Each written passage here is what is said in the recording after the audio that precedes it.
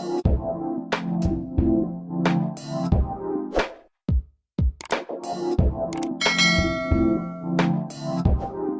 everyone, this is D Movie Man, fellow cinephile, popcorn addict, and emerging film critic, coming to you with reliable recaps, reviews, and reactions. And today I'm coming to you all with a special ranking of my favorite television series of 2022. Listen, 2021 was such a dynamic and interesting year for television. As someone who has, watched television for plenty of years, I think 2021 was a deep dive year for me, especially appreciating the variety and diversity and the types of stories that are being told across various platforms as well. And 2022 was no different. So without further ado, let's hop into my honorable mentions. We have Hacks Season 2 on HBO Max. The only reason that Hacks Season 2 is not on my actual list is simply because I was focusing on new shows and their premiere seasons, but Season 2 was just as solid as the first, if not more. It actually made number one on my ranking of favorite TV shows from 2021, and I can only hope that Season 3 will be just as good, if not better. Next, we have 1899 on Netflix. I remember being so hyped for this one when that teaser dropped like over a year before the show actually premiered, and when it finally dropped, I was so into it. The costumes, the diversity of the actors and the performances and the languages and the mystery, the aesthetics, like I was all in. Sadly, however, the show was not given the opportunity to continue. I suppose I shouldn't be surprised given the platform that it was on, but I think it's really unfortunate and sad that given the success of Dark on that same platform, that this show was not given the opportunity to grow into something significant and special. And now at number 10, we have Rap on HBO Max. This one was a fairly big surprise for me because although I do enjoy Issa Rae and I was excited to see, what she would come up with post Insecure, when I heard that the story was about, some aspiring rappers trying to break into the music industry, I was like, hold up. I absolutely have an appreciation for rap, especially old school rap, but I was thinking, how many times are we going to see this story? How many times can we tell this story? So I was very iffy going in, and even in the beginning, I was like, okay, this is just something that's stereotypical and just flat. But I am so glad that I stuck with it because I love how it approaches that musical dynamic with a different perspective. It is about rap, but it's about the rawness of rap as a musical form. The creativity and artistry behind it, the lyricism, the impact of social media, building a following, and just as quickly losing a following if you're not careful. As someone who has seen these kind of narratives before, I thought the show took a very unique and fresh approach to that. I also liked that it showcased another side of Miami that some people aren't aware of and that we don't always get a chance to see. At number 9, we have Minx on HBO Max. It tells the story of a very high-strung radical feminist who joins forces with an adult magazine publisher to create an erotic magazine for women. Although I am not a prude, my tolerance for stories and narratives that lean into being real raunchy and sexually over the top is kind of low. It only works if it's the right story and the dynamics are interesting and we find a way to just bring something new to whatever story is being told.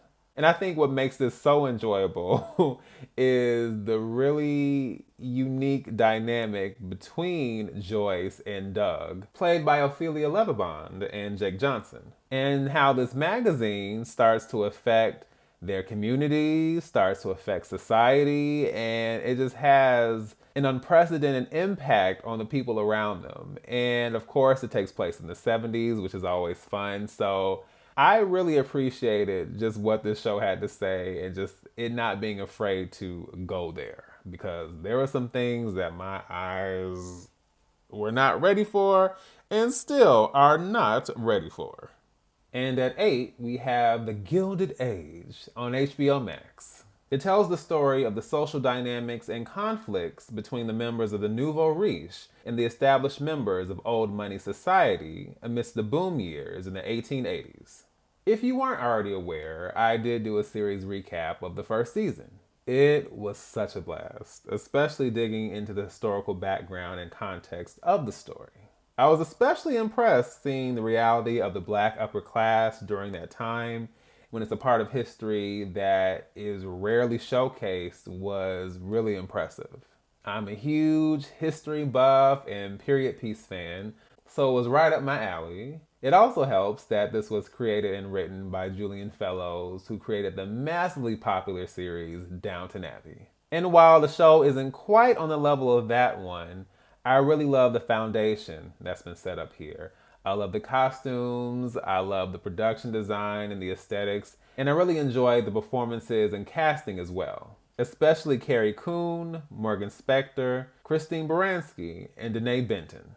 At number 7, we have Wednesday on Netflix. I will be honest, when this was first announced, I was like, why? The first two Addams Family films are not only two of my favorite films of all time, it was also one of my earliest experiences with film as a young child. So I am very connected to that franchise, from the original series from the 60s to the animated series to other films and so on. But my main worry is that this new show was going to feel like a cash grab. It was going to feel so unnecessary, and I just didn't really have high hopes for it. But I was willing to give it a chance, and I am so glad that I did because, man, Wednesday was a really, really fun time. As someone who is really not into teenage narratives and teenage stories and just is not a huge fan of those kind of dynamics, I felt like this worked so well. And I think so much of what made it work was, of course, Jenna Ortega's like spectacular performance as Wednesday. I like that this wasn't just Disney Channel. It wasn't afraid to really go dark when it needed to. It was creepy when it needed to be. It was touching when it needed to be. And overall, I think it did a really great job of expanding the universe that is the Addams Family. Kooky, weird dance moves and all. At number 6, we have Riches on Prime Video. It tells the story of the leader of a cosmetics empire who dies unexpectedly, and a war for control over his empire falls between the American children from his first marriage and the British children and wife in his second. I am a huge fan of Deborah Ayorinde. I think not only is she stunningly beautiful, but she's a great actress. But I have been so frustrated with the type of roles that she's been relegated to. Just seeing how things would play out for those characters, I just was not happy about it. If you've seen my series review for them, you know I went in, I did not have a lot of positive things to say, but I did at least mention that with the performances, including Deborah Ayorinde's, I hoped that someone would recognize that she was capable of doing more than just this. I really hoped that it would be a launching pad for her to go on and do bigger and better. And I am so relieved and happy to say that this is a great example of what I was hoping for. I thought the dynamics of the show were so interesting because we don't always get to see this perspective of Black imagery all the time. We are talking about wealth and this massive empire. And even outside of that piece, we are seeing the blending of these various nationalities coming together. American, Nigerian, and English. I was worried that the business aspect of the show might feel derivative or just kind of bland, but they managed to really make that aspect of the show intriguing and interesting and with plenty of twists and turns. And I just think that the performances overall, especially Sarah Niles as Claudia Richards, talk about an antagonist. She is so great, and it's even more special because it's a complete 180 from her role as Dr. Sharon on Ted Lasso. I am really hoping to see this one return for a season 2. At number 5, we have I Love That For You on Showtime. It tells the story of an aspiring host for a shopping channel network who ends up telling a very complicated lie in order to keep her job there after an audition goes terribly awry. The only awareness I had of Vanessa Bayer was her role in Office Christmas Party, and it had been some years since I had watched that film, but she is so hilarious in this lead role. And I was surprised to learn that some of the dynamics of the show is actually based on her own childhood, which involved a very precarious situation. I also love that the always funny and criminally underrated Jennifer Lewis, aka the mother of Black Hollywood, has a role here, and her performance is just everything you would expect. If you know Jennifer Lewis, then you know what she brings, but I also love that there were so many layers to her character and her performance, and I mean, chef's kiss.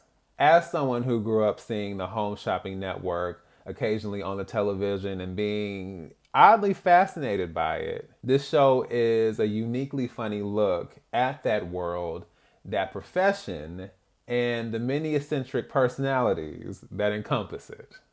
Do you really wanna? Do you really wanna taste it? Well, as awkward as it is to say, yes. Yes, I do. At number 5, we have Peacemaker on HBO Max. Being honest again, as someone who was not a huge fan of John Cena and was really not a huge fan of Peacemaker in the last Suicide Squad, even though it was an enjoyable film overall, the last thing I even wanted to entertain, much less watch, was a spin-off series centered around that character. But oh man, I am so glad I gave this one a chance. I mean, ridiculously catchy theme song and opening title sequence aside, this was just such an offensive, violent, inappropriate, in-your-face addition to DC's roster. This also is by far one of the best ensemble casts I have seen in a long time.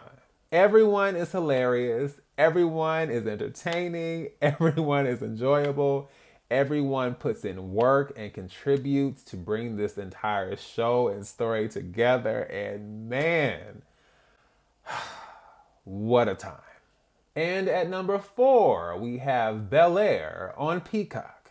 Again, there is something to be said about childhood experiences, and The Fresh Prince of Bel-Air was absolutely a part of that. I actually remember when the idea of this was presented some years back with that fan film that was written and directed by Morgan Cooper. So once it actually, evolved into an actual television show, I was excited, but I was also nervous. Again, can we do justice to the source material without it feeling like a cash grab and just feeling like we're doing this just to profit off of the source material? Thankfully, I was proven wrong. I actually like being proven wrong, especially if it means I end up having a good time and I really enjoy myself. That is fine. So I was happy to be wrong. This show was such a breath of fresh air, which I suppose is fitting. I really appreciated the heart and the depth that this new series had, the approach that it took to the story, and the new direction that it went with so many of the characters. While I thought the performances were excellent across the board, I have to give it to Jabari Banks as Will Smith. That is an iconic character played by an iconic actor, so stepping into those shoes is not easy. But man, when I tell you this man was acting, that is not an understatement. The emotions and the intensity, I was like, it really caught me off guard in some very specific moments. I just appreciated how likable and enjoyable the various characters were, and that we got to see so many different dynamics of West Philadelphia, of Bel-Air, of the social class and racial dynamics, and all of that. And I love that all of this was handled in a way that didn't feel reductive or diminutive. I'm excited to say that season 2 is dropping next month, and I am so excited and ready and willing to see so much more. At number 3, we have House of the Dragon on HBO Max. I don't think I can say a lot that hasn't been said already. We know what a cultural phenomenon the original Game of Thrones was, and we also know how that ended. So there was plenty of trepidation about this series, regardless of it being a prequel series. But I must admit, it was quite enjoyable and quite traumatizing, re-entering the world of Westeros again. I really appreciated the contrast of everything being relegated to King's Landing and dealing with the claustrophobic nature of this circle and environment of really horrible people doing really horrible things. But besides the production values and the rich world building that we get here, the performances are top notch as well. I will admit that I had some issues with the time jumps and the disconnect I felt with some characters because of that, and that whole element where we seemingly get ageless, immortal vampires out of nowhere. No, that is not a spoiler if you haven't seen the show. But for those who know, you know what I'm talking about. Really solid foundation here, plenty to build off of, and I hope that the ball won't be dropped now that we are back in this world. And I'm really hoping that it can become something that everyone can really love and appreciate and really get excited for once again. And at number 2, we have Interview with the Vampire on AMC Plus. Once again, early childhood experiences. This seems to be a recurring theme, but I digress. So for me, the 1994 Interview with the Vampire film was not only my first introduction to vampires, but it was really my introduction to the horror genre overall. On the one hand, it certainly disturbed me and freaked me out unexpectedly. There was this one time late at night, things got a little too intense, and I literally had to press the channel button on the VCR. Yes, I said VCR. Yes, I'm telling my age. You the oldest motherfucker in the building. But let's move on. But on the other hand, I was also really intrigued, and it was such a great introduction because it really highlighted the tragedy and conflict behind what a vampire is and that identity. And similar to a couple of the other series I mentioned, I was hoping that this was not just a reimagining, that was a cash grab building off of the franchise, the original, and I had some trepidation about it. But for whatever reason, I was probably one of a handful of people that was just really, really excited for it, even though there were obvious changes and the perspective was different. The casting, I was kind of like, I don't know, but it's just like because I love Interview with the Vampire so much, and because that world is so rich that Anne Rice has created, I was like, I don't know. I just like I'm here for it. I will never forget watching that first episode late at night and just being like, Stop. Just take it, stop. Just breathe slower. Breathe slower. I was quite shocked and horrified to see how violent and sexual and in your face that it was, especially since the original film took a much more minimalist approach to that. Yes, there was blood, but it wasn't like splatters of blood, and we weren't punching through faces. I was like, wow.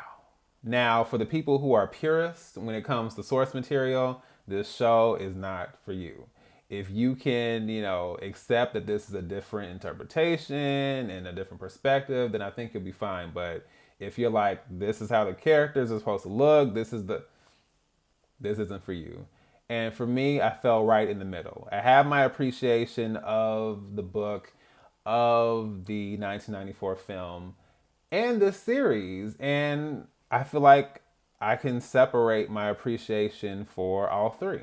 I also remember being really iffy on Sam Reed's Lestat, and he ended up winning me over, and maybe too much because there were certainly some episodes where I was quite heated, quite aggravated, and I was just like, I was not happy. I will admit that not all the changes worked as far as the new take on the story. Some of it was like, And despite having that awareness of all three, there were times where like I could feel kind of that awareness of each one kind of wrestling with each other. Like, I like this, but I don't know if I like this. I think this did this better, but I kind of like this. So it was a really interesting experience, but overall, it was absolutely an experience I appreciated. And again, let's bring on season 2 and, let's see what else is going on with the Vampire Chronicles. I would love to see that franchise and that world continue to expand from here, because if this is any indication of where we're going to go, I am down. And for my number 1 series of 2022, that honor goes to none other than The Bear on Hulu/FX. It tells the story of a young chef from the world of high-class dining who returns home to Chicago to run his family's Italian beef sandwich shop in the wake of his older brother's untimely passing. I don't know how the recurring theme of this ranking became childhood experiences, but I have to throw that in there again because this show takes place in Chicago, which naturally is my hometown.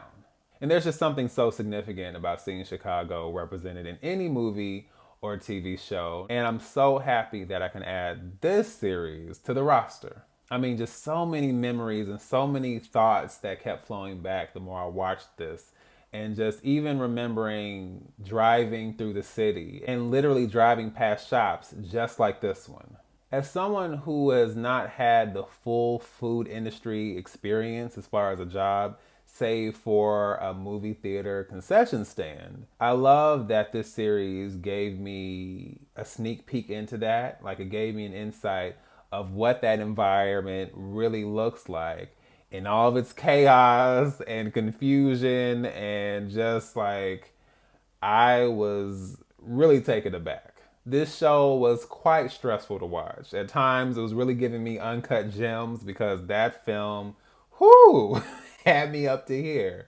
And so the fact that I felt that just watching the episodes, I can only begin to imagine what it's like for those who do work in the food service industry and have to contend with all of that. So genuinely, hats off to you, because, that I cannot even begin to imagine what that's like. I also wasn't expecting this to be a part of the story, but I love how it handled grief, loss, mental health, and just the day-to-day challenges of life. There is so much that can be said about Jeremy Allen White, but I think that his performance really speaks for itself. And so much of it isn't necessarily his dialogue or his delivery of that. It is his facial expressions. It's how well he emotes without saying a word. Give this man all the awards, please. I think this was a great year for ensemble cast, because I have to say this was another really enjoyable, really quirky, really eccentric, chaotic ensemble cast. The Bear was such an unlikely series. It feels like it just kind of came out of nowhere. But I find that some of those quiet series and some of those quiet projects, those can be some of the most impactful series and narratives and stories of all. And I can absolutely say that about The Bear. So I absolutely had to give The Bear its much deserved flowers and position it as number 1 in a very, very dynamic year for television. So that wraps up my ranking. Please feel free to let me know what you thought of this ranking. Are there any of these shows that you got the chance to see? Do any of them sound interesting? Did you watch some of these and they disappointed you? And, what might your ranking be for any show? It can even be, it doesn't have to be 10 or more, but it can be, just some shows that you watched, some series that you caught and you really, really enjoyed. So please feel free to let me know and leave your thoughts below. So, once again, this is D, Movie Man, signing off, and I'll see you at the movies.